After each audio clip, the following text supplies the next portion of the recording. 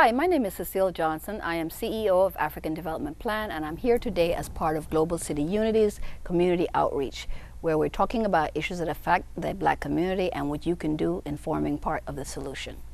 Today, this series is part of a project called Connecting the Dots, a 2015 response to issues facing the Black community in Chicago, Illinois, and it is a collaboration of African Development Plan and the National Black Agenda Consortium Chicago branch.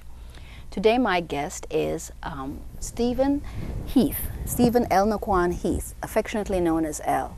And the topic that he's going to be discussing with us is about creating sustainable solutions to address economic blight in the Black communities across the USA.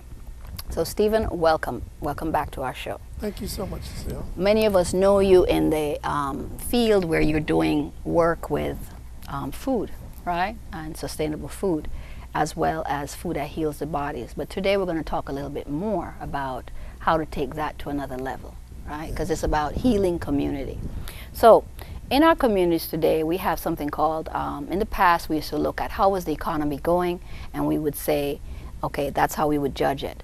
Today we say, well, how are the people doing, right? And it's called the Human Development Index, and it's about what people can do and be, and it's a process of improving people's well-being and expanding their freedoms and opportunities. So to tie into the topic of economics today, we're going to talk a little bit about a decent standard of living, right? How are the people doing? And so in Chicago and in Illinois, we note that the unemployment rate for Black people is the highest, right? Like 19% for Black people. And it is 7.9% for white, and it is 11.1% for Hispanics. When you look at some of the places that have severe economic distress, that's Chicago Heights and Harvey, Kankakee, North Chicago, East St. Louis, and people will try to tell you, oh, that's because of the depression that we just had. No, when you look at the data, it shows that for decades this has been going on. And these places where we, people of brown people, people of color predominantly live, have had these very disadvantaged communities, right? In Illinois, nearly 1 in 2 Black male aged 16 to 24 is unemployed, but when you come into the city of Chicago, you see that 92% of Black teens were unemployed in 2013. When you go nationally, you see that that number is 83% nationally. So when you see some of the crisis that's happening across America in our inner cities and other places, we know what it is. It's about economics, right? If people had something to do with themselves, there would be a lowering of the crime and all these other things that go with it. When you look in our community, one of the interesting things that I found out was that Asian men and Asian women actually are the ones who earn the most money. But then just look around our communities. Who owns the businesses in our communities, right? Yes. And when you notice is that median net worth for Black households in 2011, which was $6,446, was actually lower than it was in 1984, when the dollar was actually probably worth a little bit more, right? And at that time it was $7,150. So high-earned married Black households have on average less wealth than low-earning white households. Now, how long does the dollar circulate in your community? That really tells you what's going on. And when it relates to Black people, the dollar spends 6 hours. 6 hours in our community. Doesn't spend a day, doesn't even spend, that's a quarter. 6 times is a quarter day in our community. But you go to the Asian community and the dollar spends a whole month there. When you go to the white community, the dollar spends 17 days there, and I'm talking about the overall white community. When you go to the Jewish community, the dollar spends 20 days there. This is a good thing, right? When you have money in your community and you spend it with yourself, you employ others. This 92% unemployment that we have with the youth would be reduced if we were the ones who were owning the businesses in our community. And therefore the dollar would spend a couple of days with us and employ some people, reduce the poverty rate, reduce the unemployment, and all the other negative things that go with it. So Black people have $1.1 trillion that they spend. That's our buying power. And yet we spend 2 cents of that goes to a Black business. So L, these are some of the data that we've been looking at, right? Dr. Claude Anderson says that there are 5 stages to power. The first stage is economics, the second stage is political, the third stage is legal, fourth stage is media, the fifth stage is education. He says when you have an economic base, you buy, sell, rent, and lease your politicians. And today in America, we find that we have more elected officials, Black elected officials, than we've ever had. And when you look at the state of our community, we're in the worst shape than we ever had. Why is that? Because we didn't take care of the economic base first, right? Right. And we can't pay the piper, So therefore, they don't do nothing for us. So given that, right, what I would like you to do is to tell a little bit about yourself first, because even though we know you in a certain way, we want to know you, what's your background, right? And then we want to ask you a little bit about how it used to be, because you'd like to talk to me about that, how it used to be, what you saw. Because sometimes the young people don't know what it used to be. So tell them about it. Okay, well, I grew up on the south side of Chicago. And when I was growing up, there weren't a lot of fast food restaurants, but there was a lot of black businesses all down 47th Street on east of Halsted, because we couldn't go west of Halsted because the white folks would chase us from over there. All up and down 63rd Street. There were businesses that were black owned. There was the local hardware store. There was we still have the barber, we still have the beauty shop, but there was the hardware store. There were the small lumber yards when you needed work to be done in your house. There was grocery stores that actually had produce departments. So when Martin Luther King died and we had the riots in the 60s, the businesses were burnt out, people looted, they destroyed the businesses. A lot of the black businesses didn't have insurance. They never came back. But what we saw was gradually other people that did not live in the community began to open up businesses within our community. So naturally they employed people of their same cultures because that's who they trusted. Right. So we have the highest rate of unemployment because we aren't creating any jobs. Our educational system is teaching us how to be laborers and how to be workers. It does not teach us how to be entrepreneurs. I began when I was 19 years old in real estate. I had $50. I bid it on 50 buildings, $1 each, and I got 7 of them. So at 19 years old, I owned 7 pieces of property on the south side of Chicago. HUD had an auction back then in the 70s. You could be at $1, thousands of properties. I lost 6 of them. I made every mistake known to man, but I learned from my mistakes. So I was in real estate, buying, rehabbing, selling property for many, many years up until the real estate crash in 2008. Then I took my money and I invested it in the food business. I created Totally Vegan. And then 3 or 4 years ago, I created Heaven on Earth Herbs when I bought land in Africa where we began to grow moringa, soursop. So I always looked at Marcus Garvey, and by the way, this is Marcus Garvey's anniversary today. Yes, yes. So what he did was he believed that we had to create commerce with Africa, and that the economics he got through community organizations that he established in the black communities in Detroit, in Cleveland, in Chicago, in Atlanta. So that's how he raised his money. They sabotaged him. He had his ship, I forgot the name of it. It was the Yeah, 3 ships. the Black Star, I know was one of them. But if you look at that motto, when you recreate commerce with Africa, not only are you creating business and jobs here, but you're creating them back home in Africa.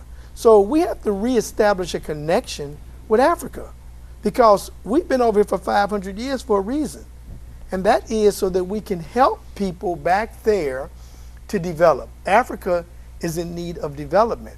And I mean development by people of our mindset, because other cultures have come into Africa, and what they've done, if they stripped Africa of their resources, they've stripped them of their power, and the root of all wealth is in natural resources. And Africa has more natural resources than any continent on the planet. So how is it that the poorest people can be in the richest land? Well, that would be the same about America, isn't it? Right? You've mentioned some interesting things. You've mentioned Africa.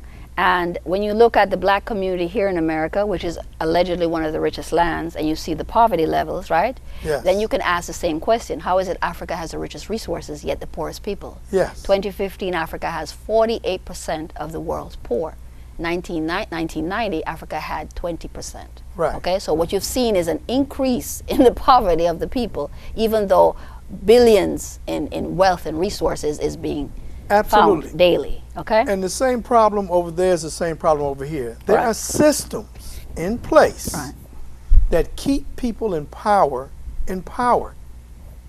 These are systems. It is not by chance.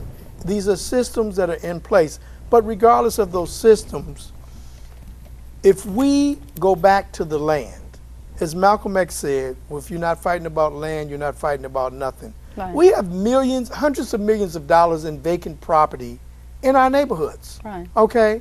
So the development of those properties, not for greed, not for money, but to develop it and to use that as a basis to create infrastructure. When was the last time a new mall was built in a ghetto, in an African community? I haven't found one.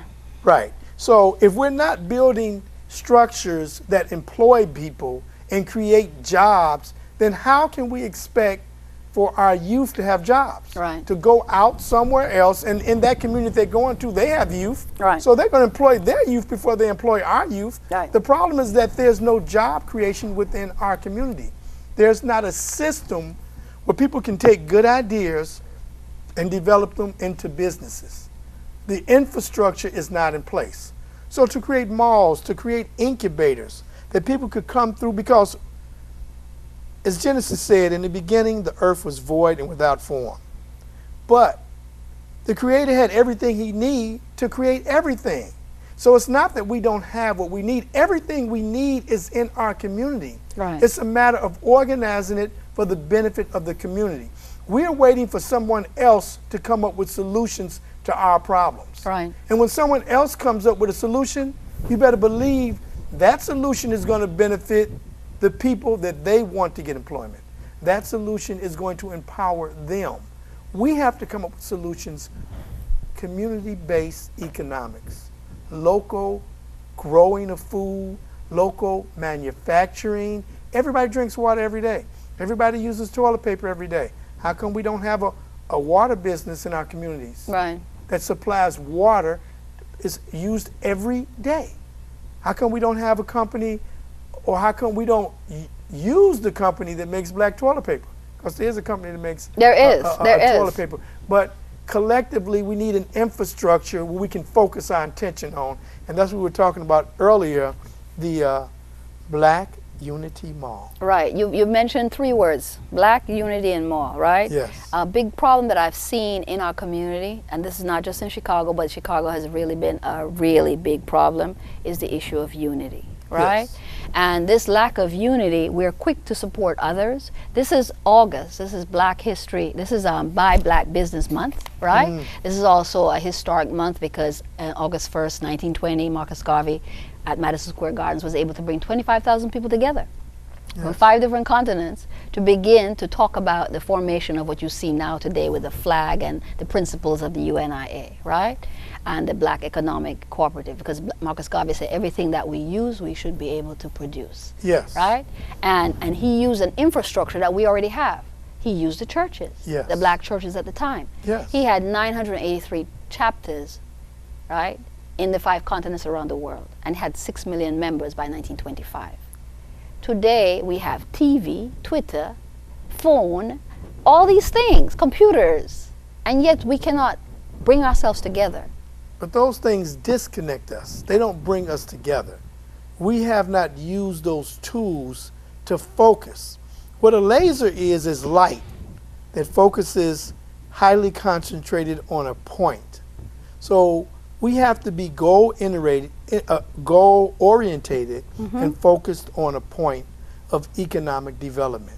We have everything we need. Right. But the powers that be will not finance those things. So like Marcus Garvey did, he financed it through his own organizations. We're waiting on someone to give us a grant. We're waiting on someone to finance something for us, when in reality, we have everything we need. Right. We have hundreds of millions of dollars of real estate Right. in our community that could be used to finance economic development, that could be used to finance a mall.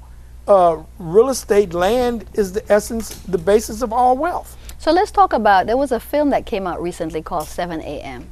And in 7 a.m., the story that I remember most is Grandma. Grandma goes to church on Sunday and gives her collection tithe to the church. On Monday, the church takes its money to a white bank.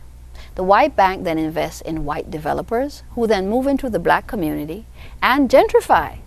And I have no problem with gentrification if it includes us, but it usually doesn't. So now the prices of the properties have all gone up. Grandma is on fixed income. Grandma can't pay the taxes, and so grandma is now dispossessed. Somebody now owns her property. So grandma financed her own demise.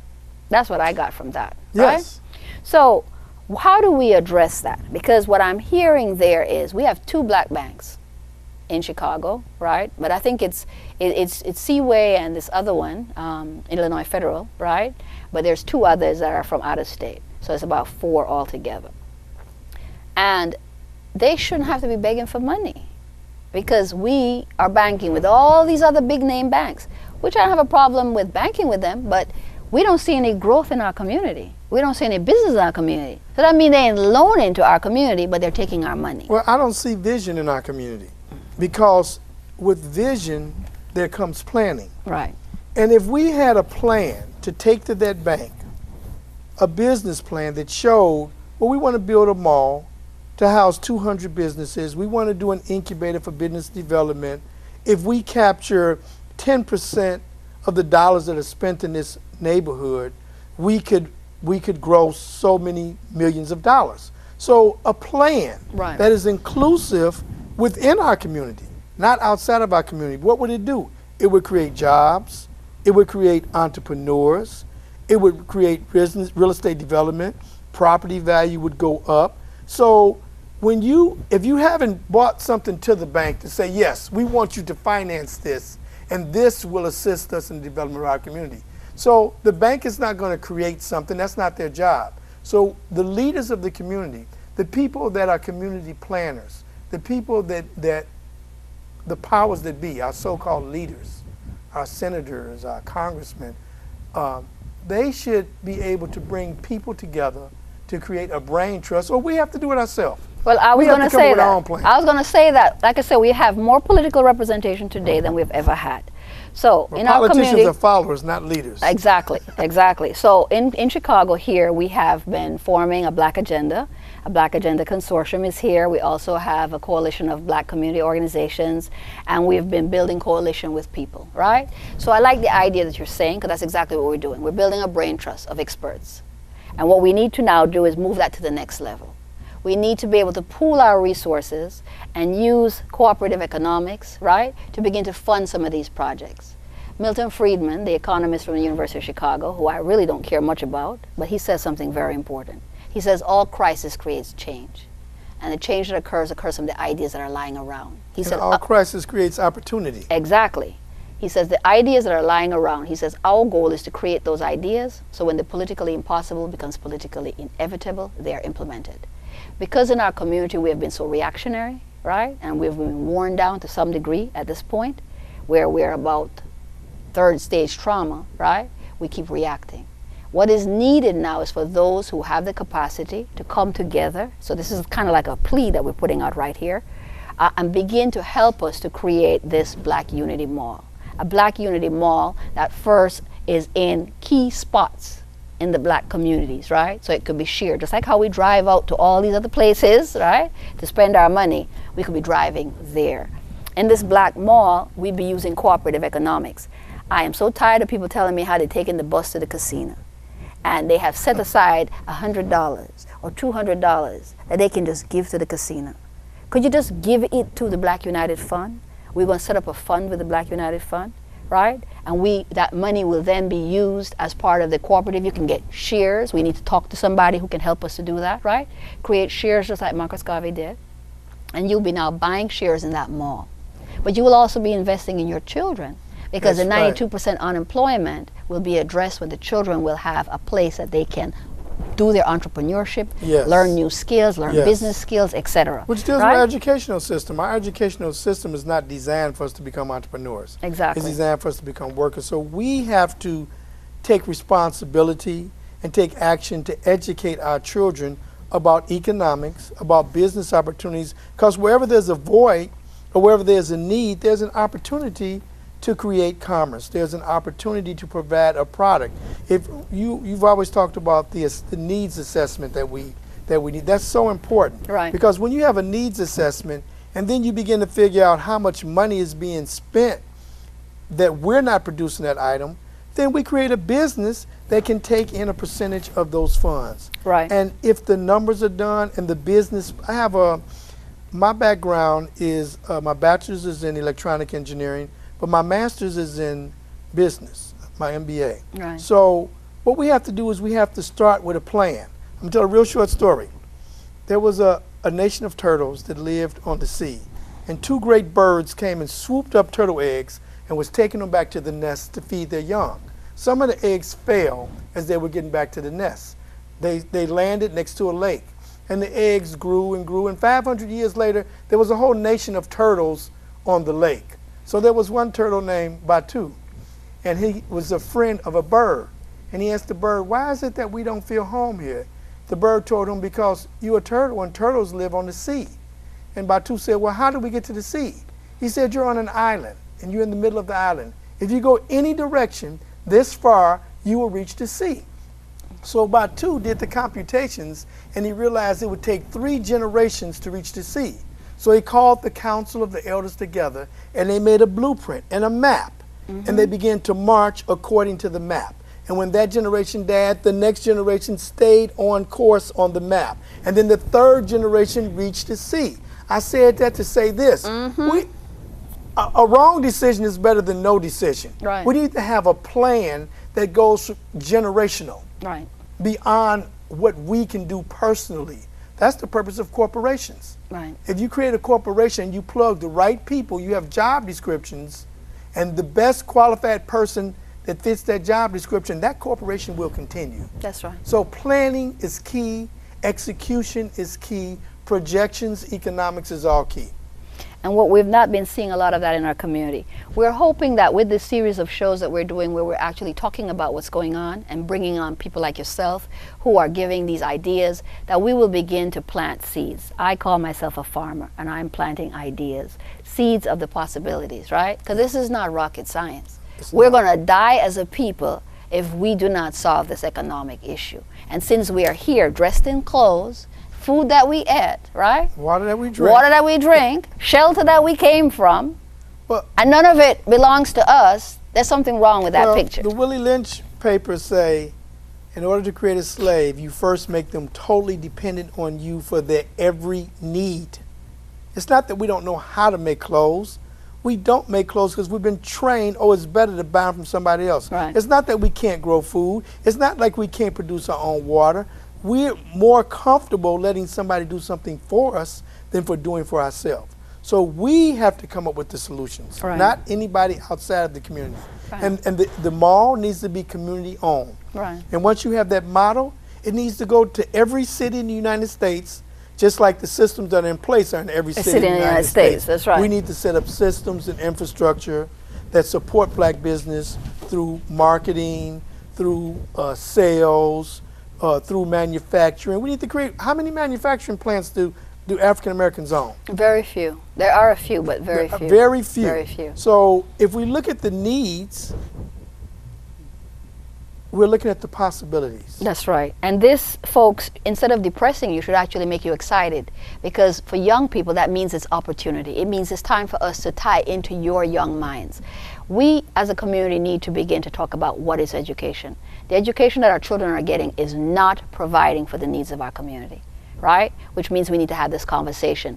In the city of Chicago, they're having issues with the pension fund. The CEO has already projected that they're going to have to be laying off teachers, etc., right? See, again, when things are bad, we always get a lot of it. Now, the city of Chicago CPS public schools, 91% non-white.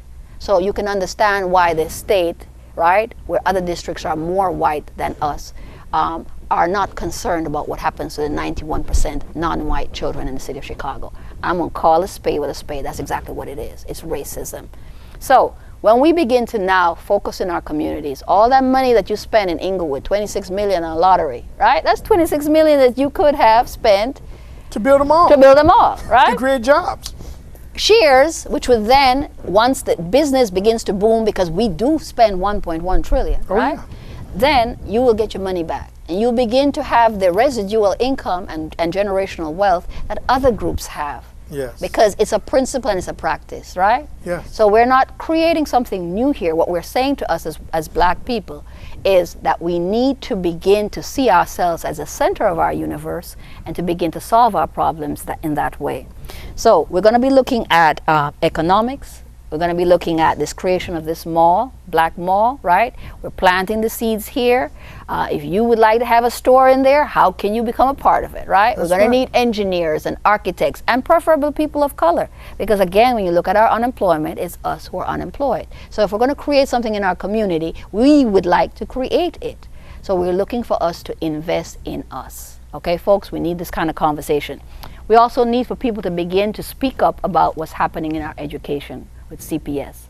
The results, 11% of the children who leave high school are college ready. 11%. So that's not good enough. That's not good enough, right? When 10% of our children are reading on grade level at the 4th grade, that's not going to prepare a child who's going to be ready for the type of work that we now need them to do. Well, so, if you teach a child agriculture, he can grow food. He can make a living. If you teach a child how to do carpentry, he can build a house. We need plumbers, we need electricians, we need carpenters, we need scientists. Right. We need people that can research. See, colleges take the information that they learn and they use it to create businesses. They allow businesses to take that data to create new products with. Right. So we need scientists, we need researchers. Our community needs everything. Exactly. Because we're 100% dependent on other people for everything that we have. Now, that's a terrible thing, but on the other hand, it's a great opportunity. Yeah, I agree. It's a great opportunity I agree. for us to identify an area that we can do this in, and collectively, again, unity is the key. Right. Because if we have incubators, now the incubator could supply legal, web Marketing, development, right. marketing, distribution, administrative, employees that you need, planning. Right. We have someone there that can create business plans, Right. projections. The incubator should include financing. So in an incubator, you use an incubator when something cannot survive by itself, when a child is premature. Right. Well, that's what our businesses are. Right. It's not that there's a lack of black businesses in Chicago. It's that there's a lack of black businesses that can grow and continue. We die out because we don't have the infrastructure necessary for growth. So we have to talk about, in this mall, having an incubator Right. for business development, Right. so that more people can become, because there's no lack of ideas, there's no lack of products that are needed, but there's a lack of is focus by us, on us, for us. And seed money. Yes. So we have SBA programs, et cetera, out there, folks, but obviously they haven't worked. Again, just look No, they around. don't. The evidence is there. We have a lot of black businesses, but they're one-person establishments, okay? Usually in response to the high unemployment. So let's be real. We need something new, something different, something that is about us, that is really caring about us. And every time we have ever tried to address issues that are about us, they find reasons to defund it or circumvent it, et cetera, right? Well, as entrepreneurs, Right. let me say one thing. If in our community we were able to get 10 vacant properties, okay, and they were only worth $50,000 each, that's $500,000 in collateral. If we did that collectively, see, we do it. I've done that individually for years. Right. I've purchased, rehab, and sold properties for many years. But if we did it collectively, then that is a way of financing for us, by us. So we have to come up with creative ways of financing. Okay, thank you, Elle. We have run out of time here. I want to thank Steven Heath for taking this time to share with us and plant a few seeds with you on how we can change our economic future. And again, my name is Cecile Johnson. I'm CEO of African Development Plan, and I want to thank Global City Unity Community Outreach for giving us this opportunity to share these ideas. You can connect with me at www.africandevelopmentplan.org. Okay, thank you. Take care. Thanks, Elle.